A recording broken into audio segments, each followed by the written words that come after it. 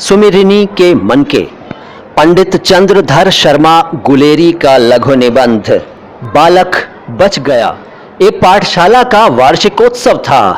मैं भी वहां बुलाया गया था। वहां के प्रधान अध्यापक का एकमात्र पुत्र, जिसकी अवस्था 8 वर्ष की थी, बड़े लाड़ से नुमाइश में मिस्टर हादी के कोल्हू की तरह दिखाया जा रहा था। उसका मुंह पीला था, आंखें सफेद थीं, दृष्टि भूमि से उठती नहीं थी। प्रश्न पूछे जा रहे थे, उनका वह उत्तर दे रहा था।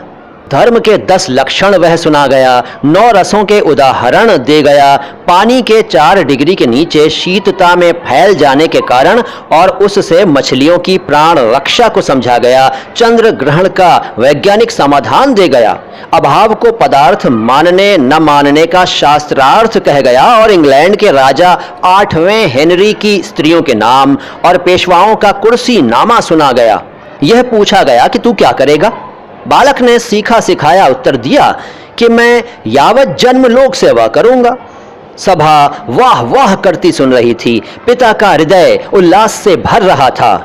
एक वृद्ध महाशय ने उसके सिर पर हाथ फेरकर आशीर्वाद दिया और कहा कि जो तू इनाम मांगे वही दें। बालक कुछ सोचने लगा। पिता और अध्यापक इस चिंता में लगे कि देखें यह पढ़ाई का पुतला कौन सी पुस्तक मांगता है। बालक के मुख पर विलक्षण रंगों का परिवर्तन हो रहा था। हृदय में कृत्रिम और स्वाभाविक भावों की लड़ाई की झलक आंखों में दिख रही थी। कुछ खांसकर, गला साफ कर, नकली पर्दे के हट जाने पर स्वयं विस्मित होकर बालक ने धीरे से कहा, लड्डू। पिता और अध्यापक निराश हो गए। इतने समय तक मेरा श्वास घुट रहा था, अब मैंने सुख से सांस भरी। उन सब ने बालक की प्रवृत्तियों का गला घोंटने में कुछ उठा नहीं रखा था, पर बालक बच गया।